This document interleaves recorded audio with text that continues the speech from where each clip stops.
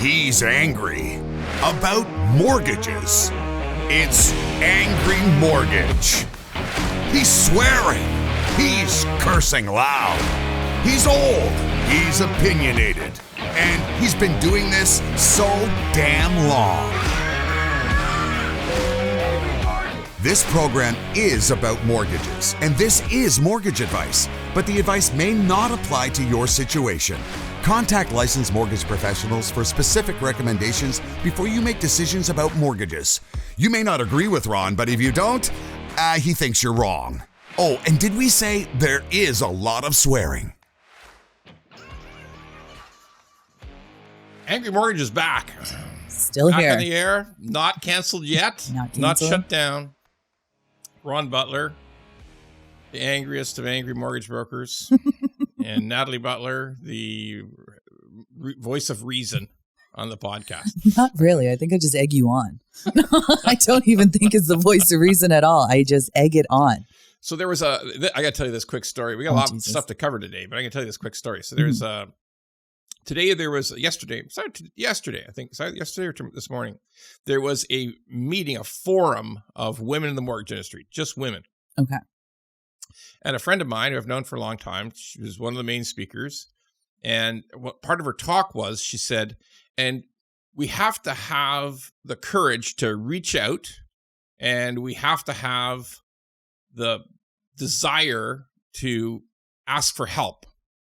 She said, for instance, when I first got my management job, I reached out to Ron Butler to talk to. And the crowd sort of goes, oh, no, Ron Butler, no. And she said, wait, he's supportive. He's helped me ever since. And you shouldn't be scared of him because I know he's the scariest guy there is in the mortgage business in Ontario. So don't be scared. Reach out. I reached out to Ron Butler. That's the worst guy. Okay. The worst guy. The worst guy. Okay. So don't be afraid. You can talk to anybody. Like 10 years ago, you've calmed down in your old age. Everybody remembers 10-year-old Ron Butler. Okay. Like 10 years ago, Ron Butler. That's for sure. Anyway, let's get going. There's lots to cover. What comes up June 7th? Find out if prime rate goes up. The Bank of Canada. Yes. Find out the guys give me shit on the comments on YouTube and some of the other ones. Mm-hmm. One guy put in a comment that it is not Bank of Canada Prime. Prime is a function of commercial banks. It is simply referred to as the Bank of Canada rate. Okay, Mr. Persnickety bastard. Okay, fine. We're going to quit calling it Prime. But sure. Yes, on June 7th, the Bank of Canada will announce what they're going to do. So up or down or hold? Excellent question. For the previous meeting, I was adamant. I knew what they were going to do. They did it. They did nothing. Okay, I was 100% sure. But a couple of things have happened in the last couple of weeks that have put a bit of a possibility on a rate bump. So, really? Yeah, let me explain. One of the main things that jumped up was, well, we talked about the inflation jump, because that's a couple-week-old news. Mm-hmm. And that was a very tiny jump, but still a jump instead of continuing down. Although nothing goes in a straight line, let's face it. That doesn't make sense that we go in a straight line. But the other thing that happened was a little concerning is that the economy, the announcement, the quarterly announcement of Canada's GDP as our gross domestic product, essentially the strength of the economy, that is to say, that was up. That was up past expectations was 2.5. It came in at 3.7. So, so Canada's economy runs hot. Now, all lagging information. It's all from 3 months ago, so it's not doesn't reflect what's going on today. And it has one really important flaw in my mind. A flaw is that if you import 1 million people, 1 million new adults in 2022, 1 million new people here who need to eat, sleep in a warm place, drive a car, do something, like they got to create economic activity, right? Yeah. Like that's just, by the way, 1 million people in Canada is a 2.4% increase in our population. Like that's real. I know how many people. I had to wait behind all of them at Service Ontario the other day to replace my ID. Literally, I was behind every single new person. I was there for hours. So the truth is, if you import enough adults who immediately start economic activity, they're not like babies, right? I mean, they're all adults. They're all coming into the workforce, buying things, doing things. Driving places, using stuff and buying stuff and eating stuff and living places. It's immediate boost to the economy.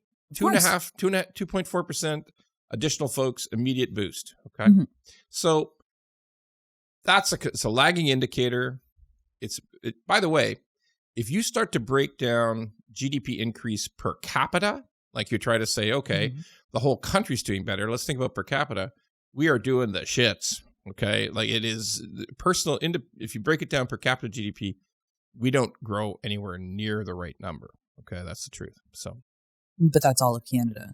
Well, there's two different numbers, right? The whole country. If you bring in 1 million new people, the whole country does good, but each individual person maybe not so good. Yeah. Okay, that's the ultimate truth. All right, so there's that. There's the fact that a bunch of the economic growth is probably in the front of the quarter, like in the January, February. So I'm not sold that they kind of, employment's full. Sure. Agreed. Oh, by the way, another one, U.S. job numbers came out. They created a bunch of new jobs, tons of new jobs. So they're running pretty hot. I remember there was a famous Federal Reserve governor, Ben Bernanke. He was famous for a little while because he was during the 2008 economic crisis. Yeah. And his position was, if you don't have job losses in your economy, you're not going to solve inflation unless you have job losses. So that was his statement. All right. Meaning what? Meaning the true sign of a shrinking economy is job loss. And the only guaranteed way to beat inflation, to beat it down to 2% or less, is to shrink your economy. And so far, and for people to be unemployed. And for people to be unemployed, but one goes with the other, right? Yeah. So that's, by the way, all this stuff should piss average people off because it's a doom loop. Okay. Like, hey folks, a bunch of you need to lose your jobs to fix inflation. So you better get busy becoming unemployed. I mean, you can't afford stuff now, but you definitely won't be able to afford it when you're unemployed. But some other people might be able to. Well, and it'll fix my problem. I'm the Bank of Canada governor, so I want you broke, unemployed, and not buying anything. Okay, so but I also will keep increasing my interest rates so that your cost for your mortgage goes up and your rents go up. Okay, I'll do that too, because that's helpful to me. Okay, yeah. Look, guy's got to do his job. That's his job. Got to respect it, but. Some not of the a job stuff, I'd want to have. For the average consumer, for the average working person, it's not good news. It's not a good news story that you need unemployment to flourish in order to beat inflation. All right. So what happens on the 7th? Are they going to raise rates? I don't think so. I'm putting it at about 60-40 against, that the 60% chance there will be no increase. But and if they go up, they'll only go up a quarter. That's it. But these people hoping for them to go down, you just don't see that at all. No chance. There is no goddamn chance of the rates being cut now, this summer, this fall. Just to reiterate. No friggin'. Oh, sorry. This is Angry Words. No fucking chance. None. Okay. No chance. None. Now, interesting piece of economic news. And when I say this stuff, you got to realize that whenever I talk about the bond market, again, it's about 8 or 10 people in front of a Bloomberg machine make up the whole bond market. Like There's probably 100 of them, but there's only a few that count. And it's what they think. Now they do a lot of analysis on what they think. And right now they're pricing in a belief that there will be an increase in prime, 80% chance of an increase. I did it again. I got to call it Bank of Canada rate. But there will be an increase in the Bank of Canada rate by September, meeting 80% chance. By September, we'll see a 0.25% increase. Really? Whether it happens on this next week, or whether it happens, because we tape on Fridays, but whether it happens next week or whether it happens in August. No, I think it's July, and then it's September. So they're pricing in, that's an 80% chance there will be sometime in the next 4 months, there will be a 0.25% increase. Another increase. Another increase in the Bank of Canada rate. Wow.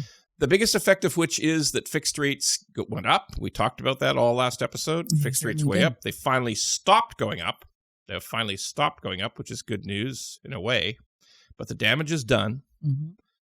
Most rates up 0.5%. Wow. Full 0.5%. So big changes there. Let me talk about what that really means to people. First of all, I can tell you that in the last 7 days, 5 days particularly, 5 business days, I would say that mortgage applications have fallen off a cliff. Okay, like they're really, it was super, super busy. When the increases first started 2.5 weeks ago, it was wild. There was applications pouring in. There were people trying to get in under the wire. There was all kinds of activity. There was pre-approval requests. There was get me a rate hold request. There was a million of those requests. And it was just hell's a-popping. Like it was completely batshit crazy. Okay. Now, once all of those high rates locked in, it's the 0.5% increase in fixed mortgage rates was really across the board. Doesn't matter. It was a 1 year to not as bad in the 1 year, but from 2 years to 5 year fixed, all locked in higher rates, 0.5% up. It's that simple. So once that happened, once everybody realized, once the flurry of activity about save me while you still can was over, application volume just falls off a cliff. Well, it's typical of that time, this time of the season, though. We're getting into June. Yeah. People are, it's the end of school. Nobody's thinking about doing anything in June, I feel. They're getting their decks ready. I don't know, just from a real estate perspective is what I'm saying. So things are a little slowish in June, pick up in July, end of August, September, they slow again, and then we get into October. That's just the way it goes. The way it goes. But let's both agree that May usually comes sort of trails off as opposed to jumps off a cliff.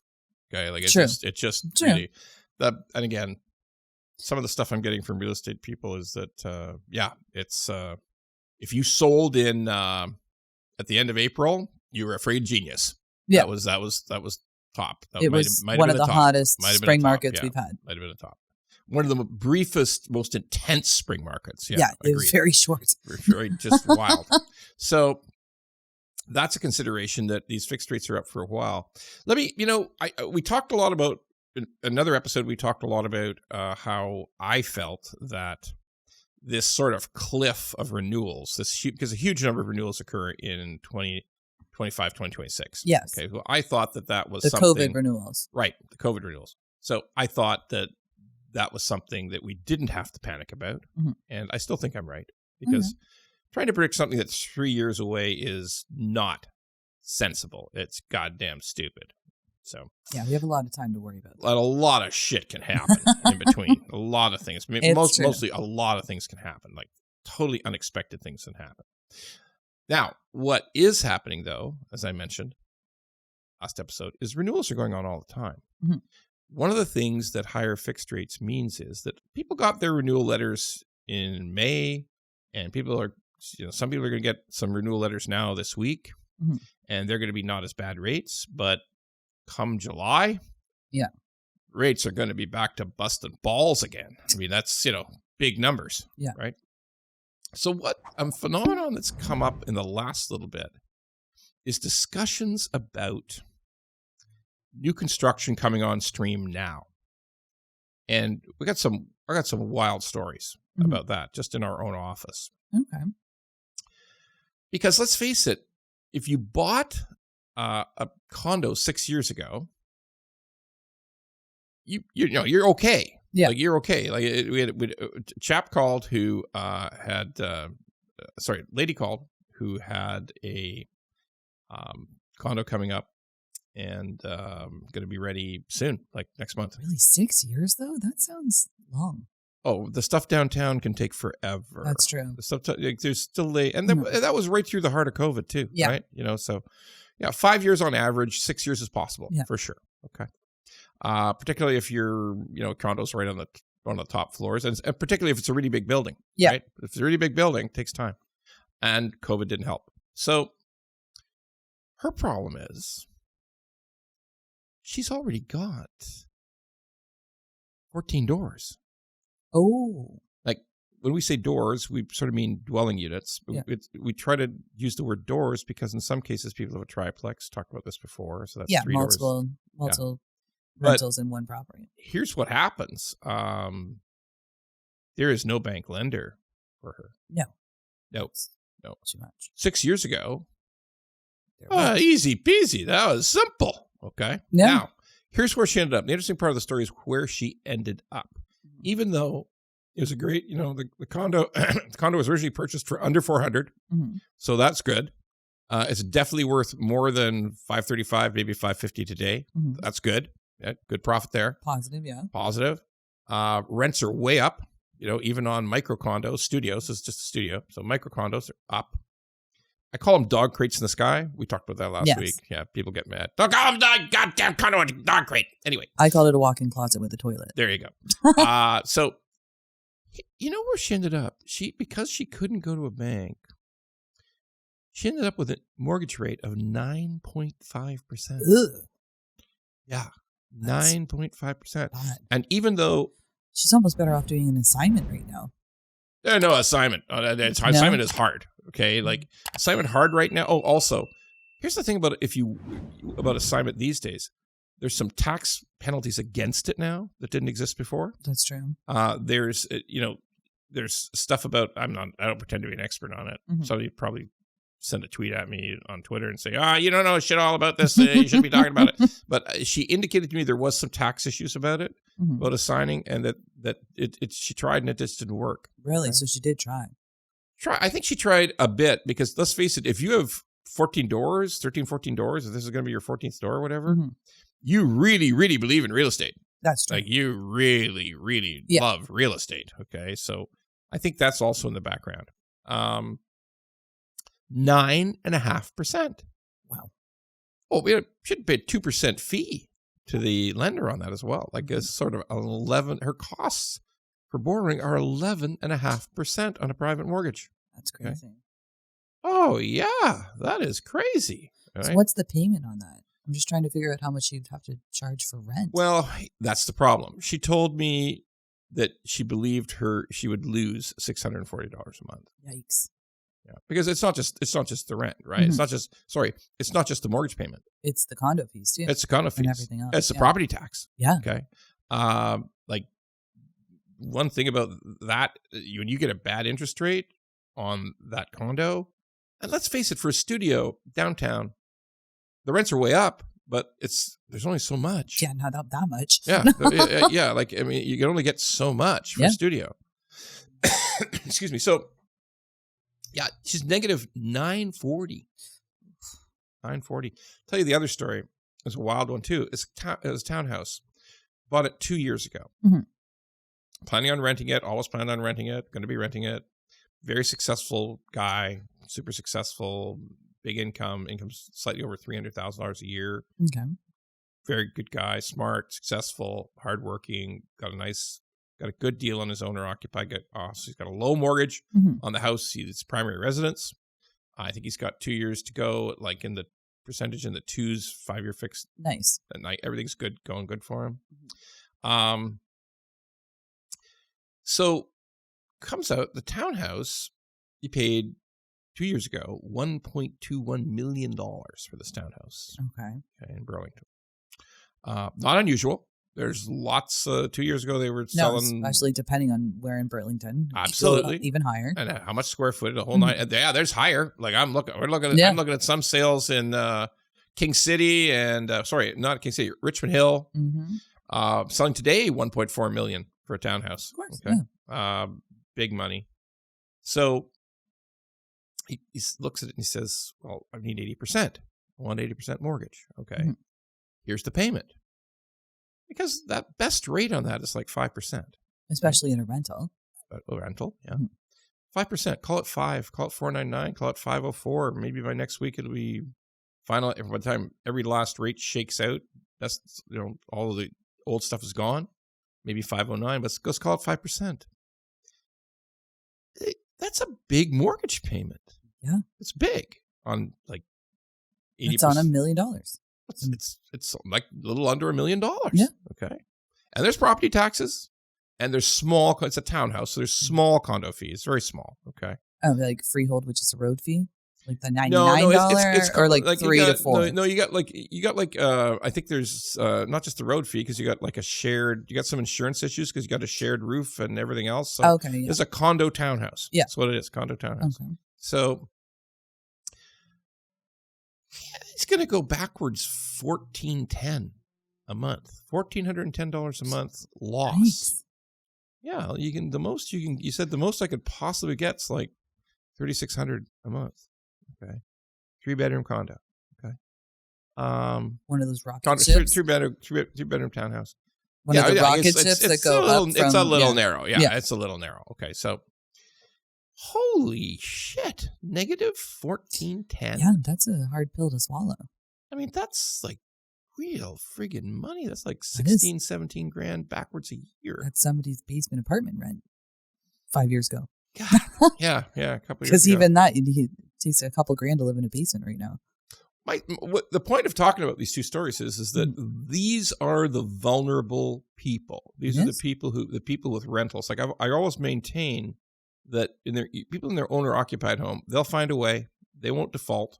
No, that's the first thing you get paid is the mortgage. That is so true, and it is so historically factual. We talked about only unemployment really is the killer for default, but I'm starting to think these rentals might be turning into a different story. Yeah. And God forbid if the market turns back down again. Oh, yeah. Like, the market really perked up, I think, between February and first week of May. Yeah. I think the market was up in GTA, and I'm being told Fraser Valley, and I'm told Calgary. So I think the market was up like 12% in just that very short period of time. But pretty quiet now. And apparently, I'm told, a ton of inventory coming on the market all across Canada, particularly in the GTA, Fraser Valley, Calgary. There's action. There's more inventory coming on. Mm-hmm. And when mortgage rates are going up, that's not always a great combination, right? Yeah. That doesn't definitely always work out. So now, I'm not the only one who's thinking about this. Like Urban Nation and the CIBC's associate economist, Ben Tal, very smart guy, did a lot of thinking about this. And they're talking about the fact that came up with a study of these condos, particularly in GTA, particularly in the city of Toronto. The concept being that because the government inputs so much cost into these condos are like a big condo tower, like 30% of the price of the unit is tied up in some form of government revenue, taxes, permits, all building the red costs, tape, all the incredible amount of it's a crazy amount. It's huge. Like if the condo is selling for $550, 30% of that price goes to the government in some way, shape, or form. Okay, in some form of taxes, revenues, permits, levies, you name it. Initial assessments, working through the system of getting that permit. So the study talked about the fact that the square foot pricing is reaching a point that's so high that there may actually be very few people who can afford the rent. Yeah. That is a legitimate, real concern. Yeah, what the landlords have to charge to at least pay their nut is just far too high. And because people can't afford it. People can't afford it because you know this. You only make so much. Absolutely, but you know this. Mm-hmm. What percentage of condo purchases in downtown Toronto are for end users, are for people who are going to live in it, or it's going to be their home? I wouldn't know the exact percentage, but it's not a lot. You've got a lot of students in there. They're the vast majority are rentals. It's depending on the building. It's like it is building dependent. Mm-hmm. Okay, but depending on the building, it's between 70 and 90% renters. Yeah. Okay, now if the square footage cost to purchase that has reached a moment in time when, and particularly on the new stuff that's being built today, which is basically the zenith of construction costs increase, the zenith of government bite on the cost of the project and the zenith of theoretical land values to start with.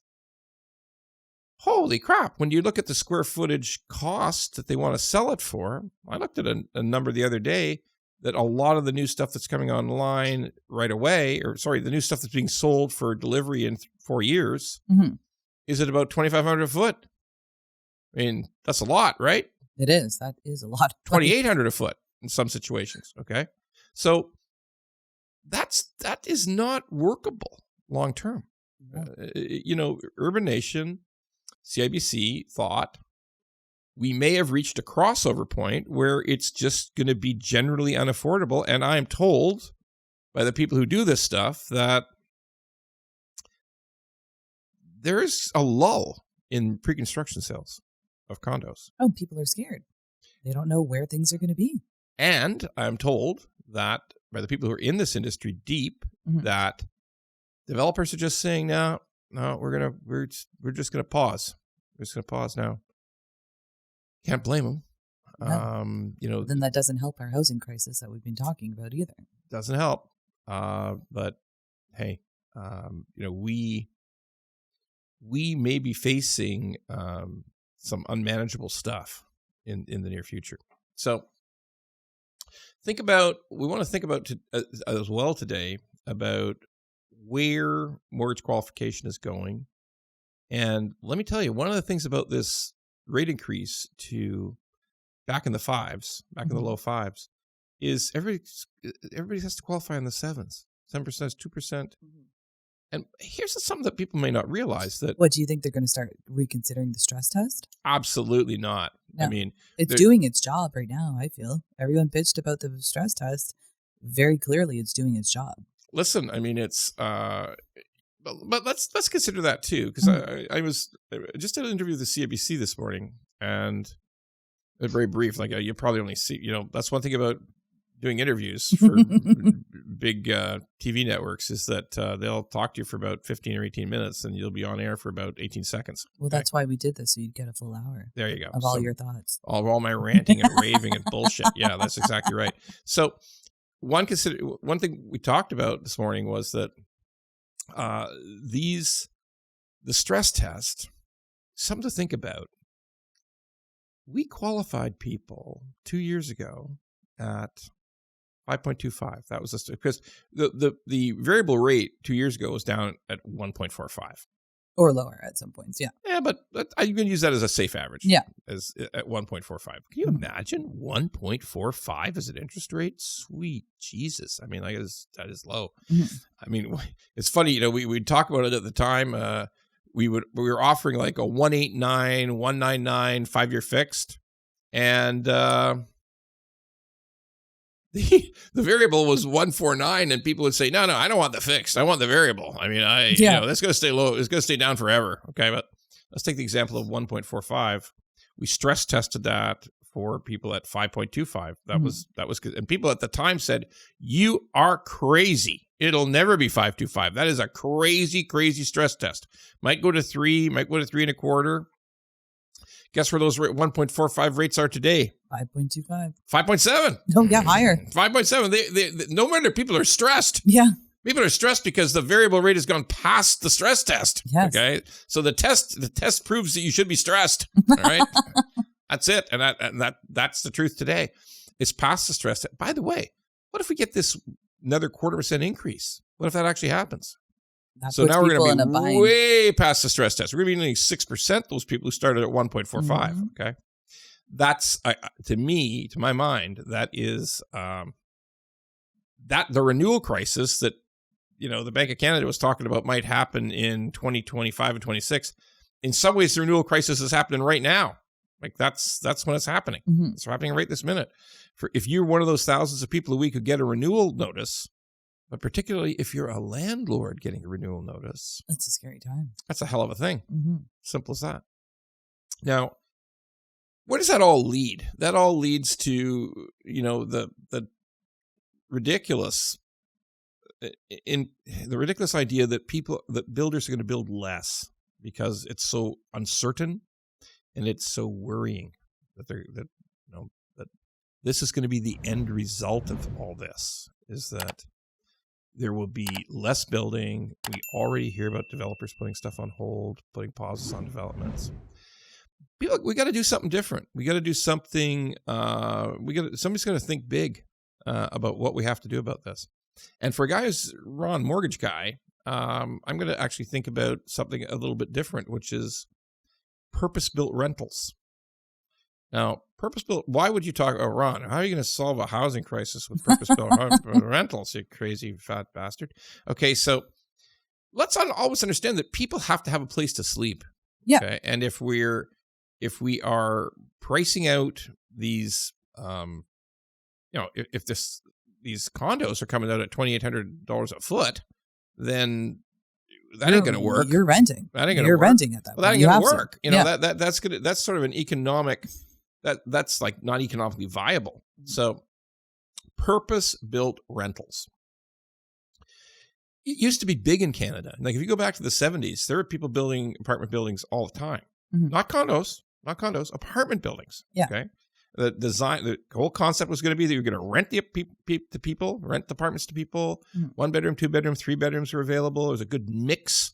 That studios were almost non-existent. Didn't happen. Okay. And it was a thriving industry. It did get a degree of government support in various ways. Mm-hmm. It got some support from the government. And then sometimes big support, like actual grants, actual money going to those developers, going to the people who are going to build and operate those apartment buildings. Mm-hmm. And that stopped. That stopped in the 80s. Which is basically exactly the same time as purpose-built rental buildings stopped, apartments stopped, and the replacement was condos. Well, and some of those apartment buildings are even turning into condo corporations. Also true. There are condo conversions. Yes. Yeah. But now, what has to happen is we have to create a safe place for renters.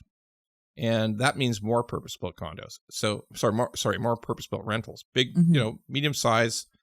Medium and high-rise buildings, medium-rise, high-rise buildings that are meant to be rentals on a long-term basis. Okay? Yes. Good product, quality product, not just 485 square foot garbage.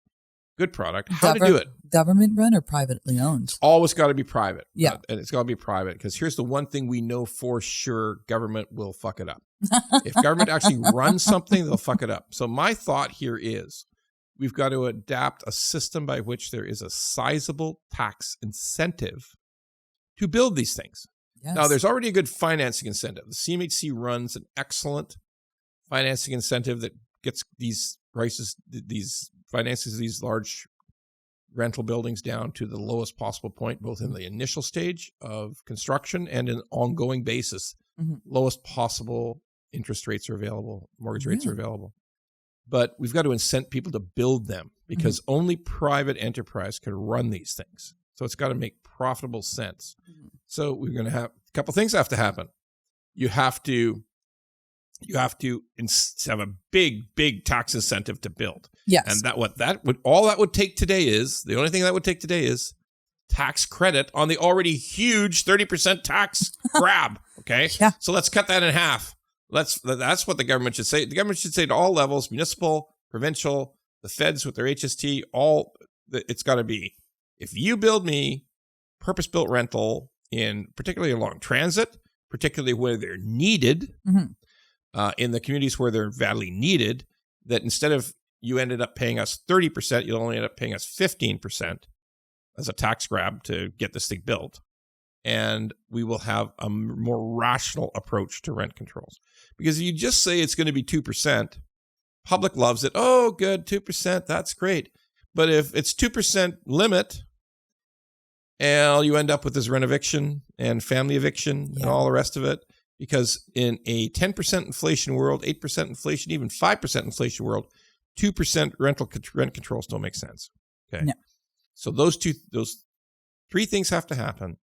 Incentive to build. Now, what, Ron, Jesus, Ron, how do you think that's going to help people get housed? How's that going to help get the price of houses down?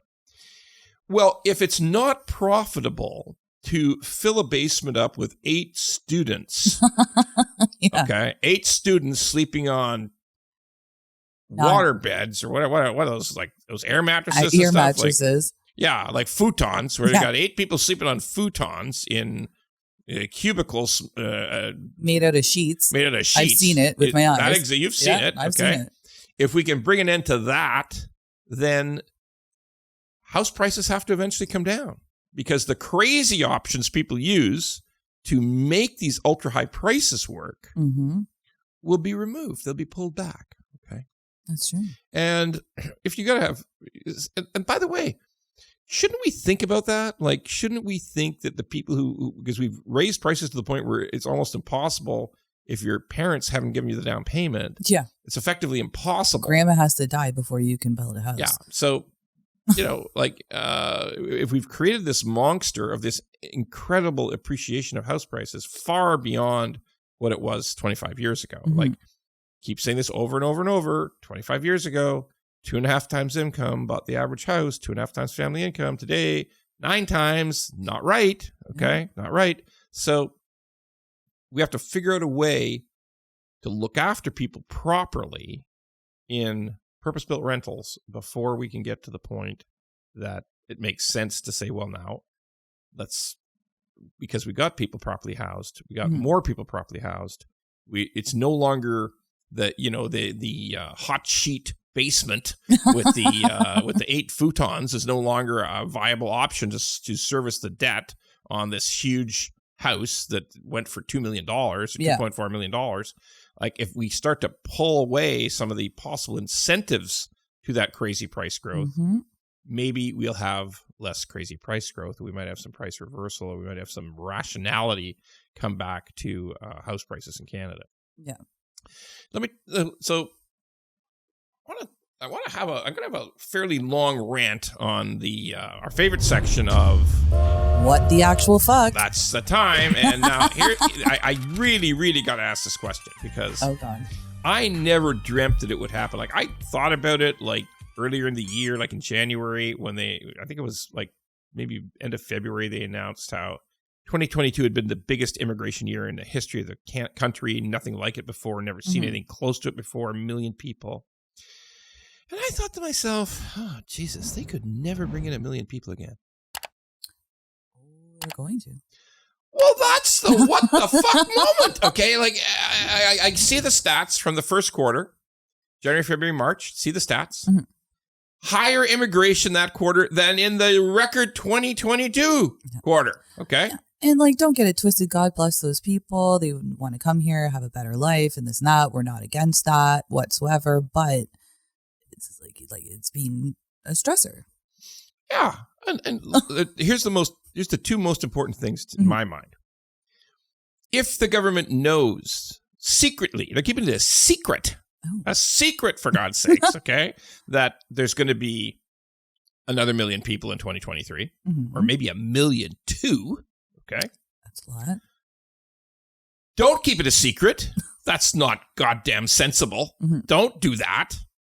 Say your truth. Come on, federal government, because they're in charge. Yeah. Just admit it. Yeah, going to be 1.2 million this year. But this is my most important point. The people we're fucking over are these poor immigrants. Yeah. Right? Like, on Twitter, a guy responded to one of my rants about this, and he said, I am an immigrant. I came here 10 years ago. I've done okay. I'm not complaining. It's not, I've been fine. I was able to buy a house. He said, but what in the world is the reason a government would have 1 million people come to this country, and now it's starting to sound like another 1 million in 2023, and not be prepared at all? Yeah. Not at all, okay? A little nuts. Like, sure, housing is provincial, immigration is federal, but like, are the feds actually trying to fuck the provinces on this thing?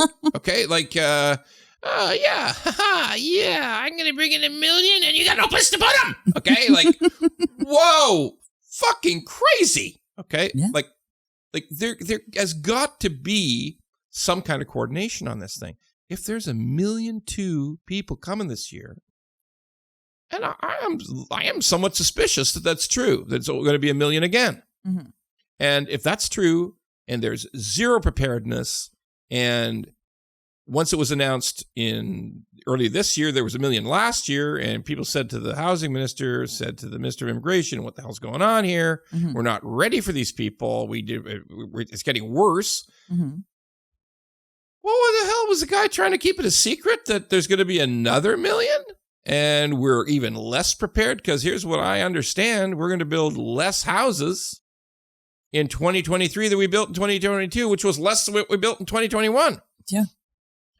Like, are you mad at these people? Like, seriously, are you mad at them? Are you saying to yourself, I want to trick you to come here? Is that what it is? Could you imagine? That's a hard process to do. It really is if you're doing it by the book. And then you get here. Yeah. Like, fuck. What do I do now? We're here. Yeah. We're here. We're coming to this. Jesus, and everybody from my town is here too. I mean, like everyone's here. Like everybody from the town is here. Like I knew people were leaving. I didn't know everybody was coming. Mm-hmm. Boy, it's I'm gonna move in with my brother-in-law, and I'm going to be okay. But mm-hmm. God, there's a lot. And then you're here for a couple of months, and you start to find out, Jesus, this is the most expensive place on earth. Yeah. Well, even where we are, it's even worse than what, Vancouver? Vancouver's It's the worst. insane. It's the worst. It's insane. The worst. Okay. But, and you say, well, okay, these people all need to go to Manitoba. They all need to go to Winnipeg and Regina and Saskatchewan, and there's lots of room and lots of, well, guess what? I mean, first of all, they don't want to go. Mm-hmm. I mean, they're friends and family, the people they knew, the reason they came here, they had people that they knew are in these high not in population Regina. areas. Yeah, exactly. They're not in Regina. No. Okay. Some of them are, God bless. But, Mm-hmm. and by the way, like, are there enough jobs in Regina? Really? I mean, like, I know people can work from home, but are there really enough jobs? Okay. I'm not sure. Mm-hmm. And the biggest question has to be, why are we fooling these people? Like, why are we, no matter what we do, no matter who they are, no matter what reasons they came here, we got no place for them to sleep. Yeah. All right. And if they do, they better bring a fortune. Okay. Or they better, I don't know, sleep in the futon in the basement. Yeah. All right. Sometimes that's the only option. That is so profoundly goddamn unfair. No, it is. A lot of times we get social media response that, well, cut the immigration and, well, these people, they shouldn't be coming. And, we got to protect jobs for Canadians. And I always say the same thing. These people are doing jobs Canadians don't want to do. Yeah. That's the ultimate truth. Or they're big knowledge contributors. Like, hey, some of the dudes who are complaining that they're taking Canadian jobs away. Well, guess what, buddy? You can't code anyway. Yeah. You didn't have that skill. Yeah. You're a political science major. You know fuck all about data stack. Okay. Like you picked the wrong thing to specialize in. All that liberal arts bullshit. I know people get mad. Oh no, Ron, we need liberal arts. We need people who are experts in French classical poetry. That's important. Well, okay. No, it's not. All right. No, it's not. It's not that important. It's a good thing. Don't need to have too many of them. All right. And these people who come here some of them are so skilled and so, they can just immediately step into a knowledge job. Mm-hmm. Or on the opposite side, they can just work their ass off doing things that Canadians aren't willing to do. Sure. And if you don't think we absolutely need that. But we have reached the point where we're actually tricking these people. It is a trick. It's a bad trick, okay? Like, you can't invite people here. Seriously, if 1 million more people come in 2023, that is the cruelest thing the federal government has ever done. It is so wrong. We need immigration, but folks, if you have no plan to house these people and no interest in even having a plan, because all your stories of new housing is bullshit. Okay. It is bullshit. Like this guy, the housing minister, federal housing minister, flits over to Kitchener-Waterloo and says, look at me, we're opening 256 units. 256 units? Are you crazy? That's There's a million people coming. Small percentage of a million. That is just ridiculous. All right. It's stupid. It's not sensible. And you got to stop it. You got to stop it. At least find a way to know that there's going to be a place for these people to sleep. That's going to be my mantra. Don't invite a million people and not give them a place to sleep. That isn't right. Just seems like common sense. And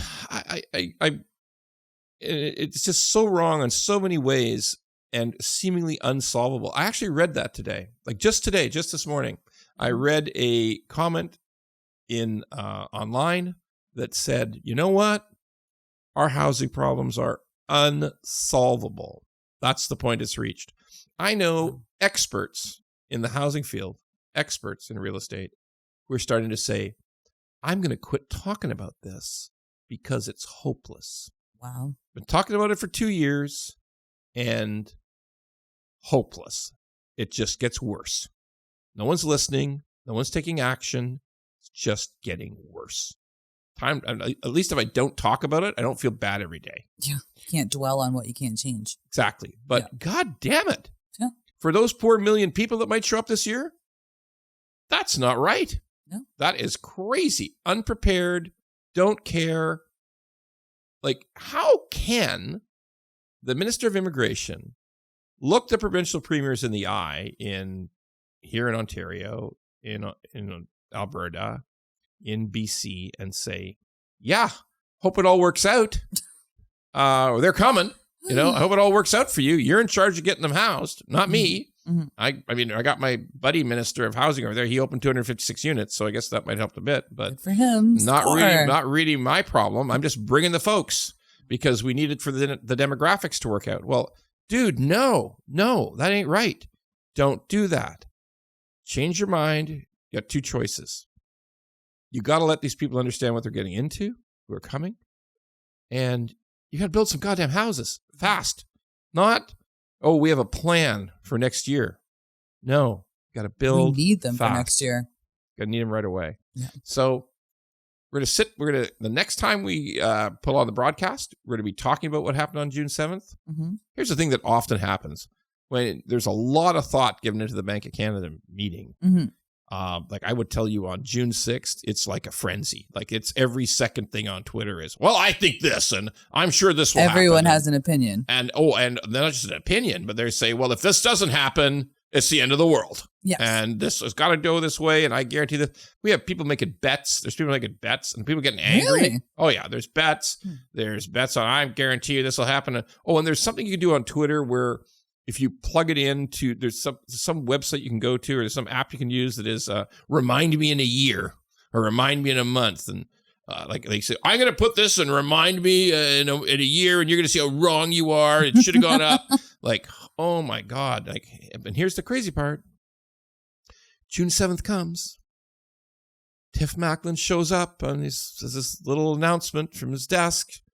And he says, no change. Mm-hmm. And everybody, I was so excited. I was so sure. I was so knowledgeable. I knew it was going to happen. It didn't happen. Tiff is crazy. Then they get mad for 2 days. Son of a bitch, should have been in it, Grace. You'll see. I'm right. But again, my thoughts. We'll take a look at it next podcast. But it should be interesting. Right now, I'm thinking 60-40, 65-35. Hold. That's it. All right, folks. Thanks again. If you like what we do, smash the like button. Make sure you subscribe. Do all the things. Do all the stuff. Subscribe to us. Upcoming shows. We're going to have a big show. Next week, we're going to have the fraud show. Next week, we record on Friday. You're going to see this on Tuesday. But the following Tuesday, we're going to have the fraud show, the mortgage fraud show. The mortgage fraud show. By the way, for all you mortgage brokers, I am not going to teach you how to do fraud. Okay. No. All you realtors, it's going to be the opposite. Fraud bad. Yes, okay. Fraud is very bad. Fraud show. Tune in next time. Thanks. If you like the pod, well, don't just sit there. Go to YouTube, Apple, Spotify, and all the other ones and like the pod. And don't forget to subscribe so we can keep being angry at mortgages and swearing about mortgages. Angry Mortgage could use your support.